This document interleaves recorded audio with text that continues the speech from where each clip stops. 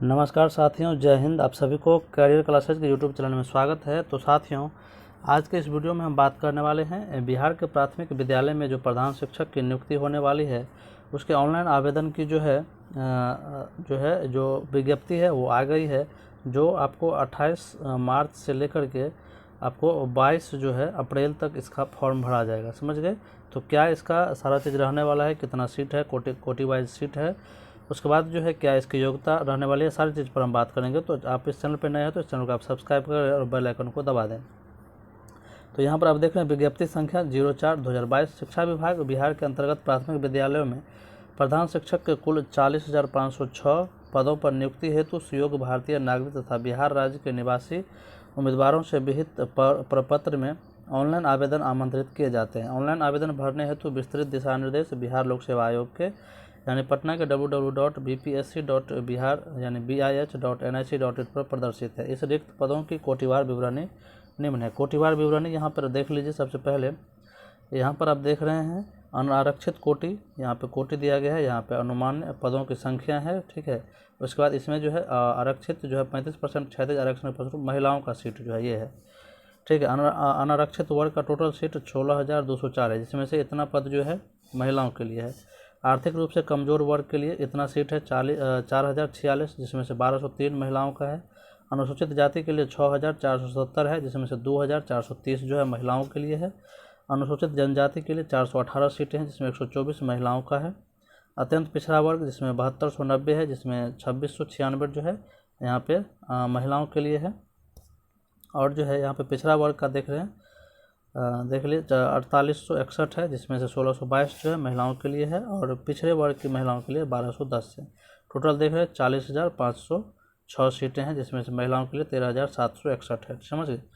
तो ये कोटिवार रिक्ति था, यहाँ पर देख लीजिए। अब है यहाँ पर देख लीजिए ख में है कि सामान्य प्रशासन विभाग यानी बिहार के पत्रांक 2526 दिनांक 18/2/2016 के आलोक में राज्य के वैसे जो स्वतंत्रता सेनानियों जिन्हें केंद्र द्वारा पेंशन स्वीकृत है, जो के पोता पोती नाती नतनी के लिए आरक्षित 2% कुल पदों की संख्या, ठीक है, जिसमें 810 है। उसके बाद दिव्यांग अधिकार अधिनियम 2016 के आलोक में निःशक्तता से ग्रस्त उम्मीदवारों के लिए 4% आरक्षित कुल पदों की संख्या, यानी दृष्टिबाधित के लिए 421 है, मूक बधिर के लिए 410 है, और अस्थि दिव्यांग के लिए 397 है, और मनोविकार या बहुदिव्यांग के लिए 392 है। समझ गए? तो ये उनके 4% आरक्षण से है। समझ गए? अब नोट यहाँ पे दिया गया है कि शिक्षा विभाग द्वारा उपलब्ध कराए गए जिलावार प्राथमिक विद्यालयों में प्रधान शिक्षकों की समेकित रिक्ति आयोग के वेबसाइट इतना पर उपलब्ध है। समझ गए? आप वहाँ पे जाके देख सकते हैं। नोट विज्ञापित पदों की संख्या घट बढ़ सकती है। समझ गए? यहाँ पर दे दिया गया, घट भी सकता है और बढ़ भी सकता है। वेतनमान में देख लीजिए। प्रारंभिक वेतन प्रक्रम 30,500 एवं राज्य सरकार द्वारा समय समय पर किए जाने वाले वेतन पुनरीक्षण के आलोक में परिवर्तनीय होंगे। समझ गए? उसके बाद शैक्षणिक योग्यता देख लीजिए, अनिवार्य है ये। समझ गए? एक भारत का नागरिक हो तथा बिहार राज्य के निवासी हो, ठीक है, डोमिसाइल है। समझ गए? मान्यता डोमिसाइल बिहार का होना चाहिए। मान्यता प्राप्त विश्वविद्यालय से कम 50% अंकों के साथ स्नातक उत्तीर्ण होना चाहिए, ठीक है। और अनुसूचित जाति या अनुसूचित जनजाति, अत्यंत पिछड़ा वर्ग, दिव्यांग, महिला एवं आर्थिक रूप से कमजोर वर्ग के न्यूनतम निर्धारित अंक में 5% की छूट रहेगी। समझ गए? और मौलाना मजहरुल हक अरबी एवं फारसी विश्वविद्यालय पटना या फिर बिहार राज्य मदरसा शिक्षा बोर्ड द्वारा प्रदत्त आलिम की डिग्री एवं कामेश्वर सिंह दरभंगा संस्कृत विश्वविद्यालय द्वारा प्रदत्त शास्त्री की डिग्री को स्नातक के समतुल्य माना जाएगा। समझ गए? इसमें से अगर किसी में से आप डिग्री लिए हैं तो आपको स्नातक की डिग्री माना जाएगा। समझ गए? 3 में है शैक्षणिक योग्यता में देख लीजिए। मान्यता प्राप्त संस्था से DLED या BT या B.Ed या BSc एड या BLED उत्तीर्ण हो। समझ गए? या वर्ष 2012 या फिर उसके बाद नियुक्ति शिक्षक हेतु शिक्षक पात्रता परीक्षा में उत्तीर्ण हो एवं वर्ष 2012 से पूर्व नियुक्ति शिक्षकों के लिए दक्षता परीक्षा उत्तीर्ण होना अनिवार्य है। समझ गए? ये आपके लिए BTET या CTET आपको उत्तीर्ण होना जरूरी है। उसके बाद नोट में यहाँ पे दिया गया, शिक्षक पात्रता परीक्षा से अभिप्रेत हैं बिहार सरकार अथवा केंद्र सरकार द्वारा प्राधिकृत संस्थान द्वारा वर्ग 1 से 5 एवं 6 से 8 के शिक्षक के पद पर नियुक्ति हेतु आयोजित होने वाली पात्रता परीक्षा। समझ गए। यहाँ पर जो है वो उसी चीज़ को इंग्लिश में दिया गया है। चलिए अब अनुभव देख लीजिए, क्या अनुभव रहना चाहिए। तो अनुभव है, एक कॉम है पंचायती राज संस्था एवं नगर निकाय संस्था अंतर्गत पंचायत प्रारंभिक शिक्षक या नगर प्रारंभिक शिक्षक के मूल कोटि के पद पर न्यूनतम 8 वर्ष की लगातार सेवा होनी चाहिए। समझ गए। एक ख में है पंचायती राज संस्था एवं नगर निकाय संस्था अंतर्गत स्नातक शिक्षक या जिसकी सेवा संपुष्ट हो, उक्त अवधि की गणना योगदान की तिथि अथवा प्रशिक्षण अर्हता प्राप्त करने की तिथि जो बाद की तिथि हो के आधार पर की जाएगी। समझ गए। अब है आगे देख लीजिए, नोट है शैक्षणिक योग्यता एवं अनुभव से संबंधित सभी प्रमाण पत्र ऑनलाइन आवेदन भरने की अंतिम तिथि 22/4/2022 के पूर्व का निर्गत होना चाहिए, अन्यथा उम्मीदवार की उम्मीदवारी रद्द कर दी जाएगी। यानी कि जो भी आपका जो है अनुभव का जो संबंधित जो भी प्रमाण पत्र है वो ऑनलाइन आवेदन के पूर्व का ही होना चाहिए, 22/4 से पूर्व का ही होना चाहिए। समझ गए। अब उम्र सीमा देख लीजिए, बिहार सरकार पंचायती राज संस्थान एवं नगर निकाय संस्थान अंतर्गत कार्यरत शिक्षक के लिए न्यूनतम एवं अधिकतम आयु सीमा अलग से निर्धारित नहीं की जाएगी, परंतु अधिकतम आयु सीमा दिनांक 1/8/2021 तक वृद्ध के सेवा निवृत्ति की उम्र से 60 वर्ष निर्धारित है के अधिक नहीं होनी चाहिए। समझ गए। 60 वर्ष से अधिक नहीं होनी चाहिए। अब चयन की प्रक्रिया क्या होगी ये देख लीजिए। विज्ञप्ति पदों के विरुद्ध नियुक्ति हेतु सुयोग्य शिक्षक उम्मीदवारों के चयन के लिए आयोग द्वारा लिखित परीक्षा का आयोजन किया जाएगा। ठीक है। यह परीक्षा लिखित परीक्षा 150 प्रश्न होंगे जो वस्तुनिष्ठ एवं बहुवैकल्पिक होंगे, जिसमें सामान्य अध्ययन के 75 अंक तथा डीएलएड विषय 75 अंक का होगा। समझ गए। प्रत्येक प्रश्न 1 अंक का होगा और प्रत्येक गलत उत्तर के लिए 0.25 अंक का नेगेटिव मार्किंग होगा। नेगेटिव मार्किंग भी है, देख रहे हैं। परीक्षा की अवधि 2 घंटे की होगी। ठीक है। परीक्षा की अवधि कितने देर की होगी? 2 घंटे की होगी। उसके बाद साक्षात्कार है, इंटरव्यू। इसमें साक्षात्कार नहीं लिया जाएगा, यानी इंटरव्यू इसमें नहीं होगा। ठीक है। तो इतना आप लोग देख लिए, ये सारा चीज़ था। अब जो है इसमें नोट देख लीजिए, यहाँ पर एक है, यहाँ पर विस्तृत पाठ्यक्रम आयोग की वेबसाइट पर दिया गया है। वेबसाइट पर जाकर आप पूरा पाठ्यक्रम देख सकते हैं। समझ गए। और जो है यहाँ पर कुछ है नोट में देख लीजिए, आयोग के विज्ञापन के आलोक में प्राप्त आवेदनों के में अभ्यर्थियों द्वारा शैक्षिक योग्यता, अनुभव एवं अन्य योग्यता संबंधी दावों को सत्य मानते हुए परीक्षा आयोजित करने की कार्रवाई की जाएगी। आयोग के द्वारा तैयार औपबंधिक मेगा सूची शिक्षा विभाग को भेजने के पश्चात अभ्यर्थियों द्वारा योग्यता संबंधी आवेदन में किए गए दावे की सत्यता की जांच विभाग अपने स्तर पर जो है करेंगे। ठीक है। जो भी आप अनुभव प्रमाण पत्र दीजिएगा उसका जो विभाग जांच करेगी अपने स्तर पर। प्रत्येक कोटि में 10% जो है प्रतीक्षा सूची आयोग द्वारा तैयार कर शिक्षा विभाग को उपलब्ध कराई जाएगी। समझ गए। उसके बाद नोट है 3, लिखित परीक्षा के परिणाम के आधार पर आयोग सफल अभ्यर्थियों की औपबंधिक मेगा सूची तैयार करेगा। ठीक है। जो सफल होगा उसका औपबंधिक सूची जो है आयोग जो है तैयार करेंगे। लिखित परीक्षा के कुल प्राप्तांक समान होने की स्थिति में अधिक उम्र वाले उम्मीदवार को वरीयता दी जाएगी। समझ गए।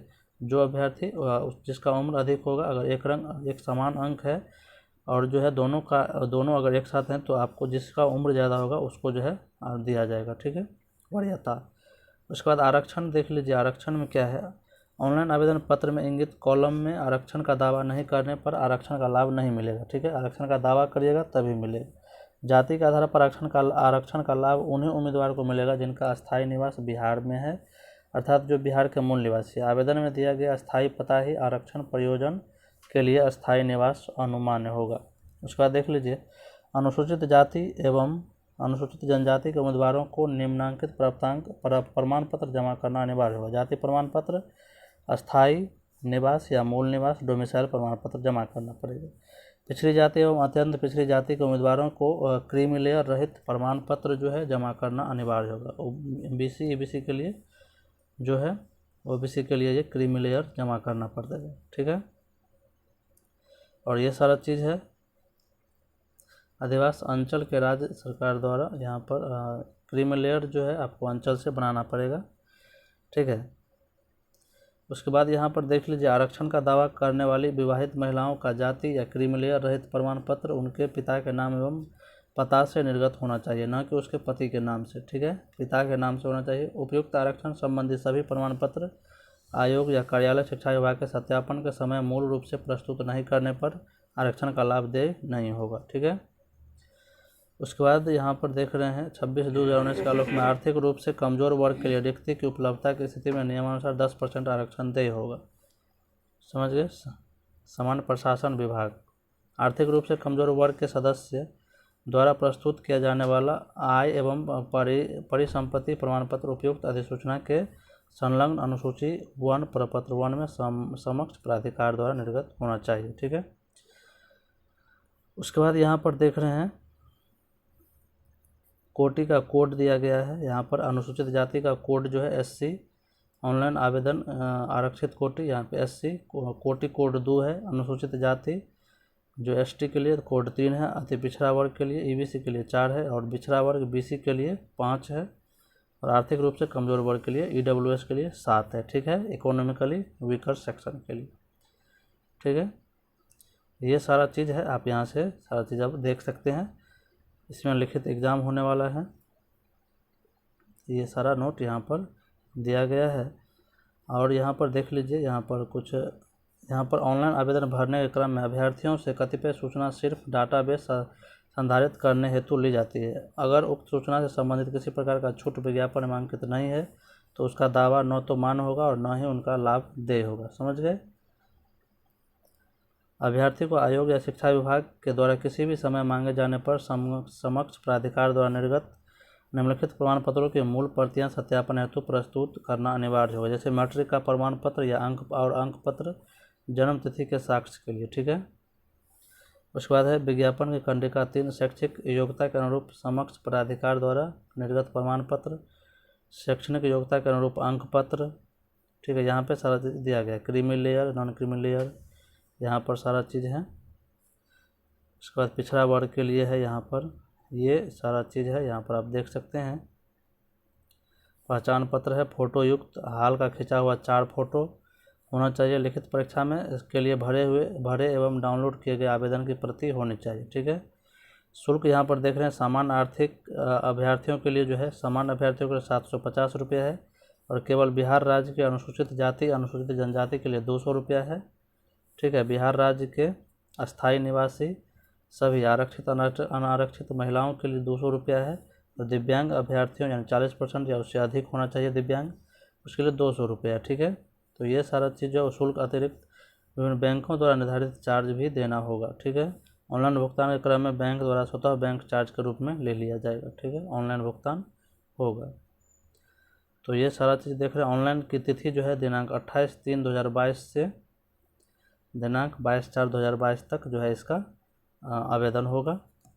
ठीक है। उसके बाद यहाँ पर नोट में दिया गया है आयोग कार्यालय में स्पीड पोस्ट या निबंधित डाक से आवेदन की हार्ड कॉपी भेजने की आवश्यकता नहीं है। ठीक है। अपितु अभ्यर्थियों की शैक्षणिक योग्यता एवं अनुभव से संबंधित सभी प्रमाण पत्र या अंक पत्र तथा आरक्षण से संबंधित प्रमाण पत्रों की आदि को अपलोड करना होगा। ठीक है। ऑनलाइन ही अपलोड करना पड़ेगा। ठीक है। उसके बाद यहाँ पर कुछ नोट है। ऑनलाइन आवेदन भरने से संबंधित आवश्यक निर्देश इस विज्ञापन के साथ संलग्न है। अभ्यर्थी ऑनलाइन आवेदन भरने से पूर्व उक्त दिशा निर्देश को भलीभांति आप पढ़ लें, उसके बाद ही फॉर्म भरें। ठीक है। रजिस्ट्रेशन के बाद रजिस्ट्रेशन डाटा को एडिट करने का ऑप्शन नहीं रहेगा, जो पेमेंट करने के पूर्व तक ही उपलब्ध होगा। इससे रजिस्ट्रेशन के समय अभ्यर्थी द्वारा भरी गई किसी भी पुष्टि, नाम, पिता, पति, माता, आरक्षण कोटि इत्यादि को एडिट करने का प्रावधान रहेगा पेमेंट से पहले। ठीक है। पेमेंट करने एवं आवेदन के फाइनल सबमिशन किए जाने के बाद अभ्यर्थी स्वयं द्वारा की गई प्रविष्टि को पुनः एडिट कर सकते हैं, जिसके लिए विज्ञापन में आवेदन भरने की अंतिम निर्धारित तिथि के बाद 1 सप्ताह तक दिया जाएगा। तत्काल नहीं कर सकते, लेकिन उसके बाद 1 सप्ताह के लिए दिया जाएगा। ठीक है। जिन प्रविष्टियों से फी का निर्धारण प्रभावित होगा। समझ गए। यहाँ पर सारा चीज़ दिया गया है। तो यहाँ पर जो मेन पॉइंट था वो हम बता दिए। और यहाँ पर एक चीज़ है, पेमेंट करने के बाद अभ्यर्थी को इतना नाम, पिता, पति, माता के नाम एडिट करने का अवसर नहीं मिलेगा। ठीक है। और जब उसका डेट आएगा तभी आप वो कर सकते हैं। चलिए,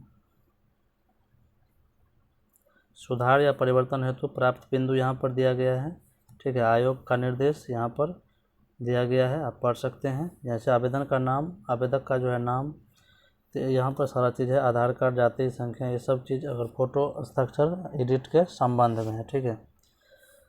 इसके संबंध में जो यहाँ पर निर्देश दिया गया, ऑनलाइन आवेदन के दौरान एडिट की प्रक्रिया पूर्ण हो जाने के बाद किसी भी तरह का परिवर्तन नहीं होगा। ठीक है, आवेदन की प्रक्रिया पूर्ण होने के बाद तक आवेदक द्वारा जो है भरे गए डाटा का अंतिम समझा जाएगा।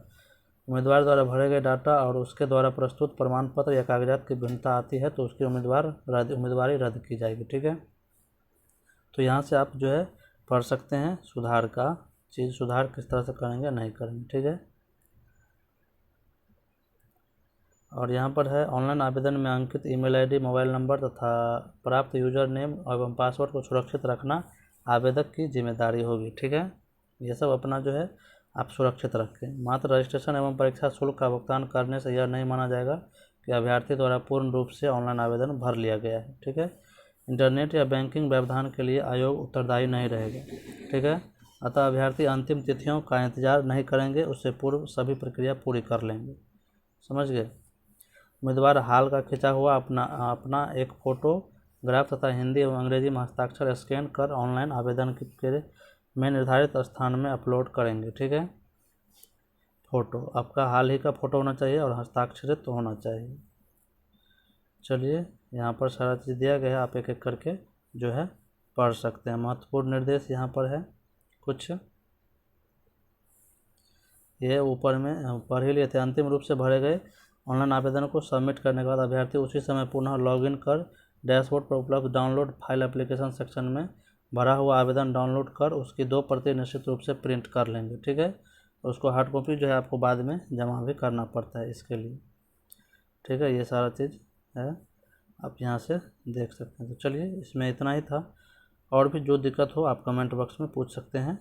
तो चलिए, आज के वीडियो में इतना ही। वीडियो अच्छा लगे तो लाइक, सब्सक्राइब और शेयर जरूर करें। धन्यवाद।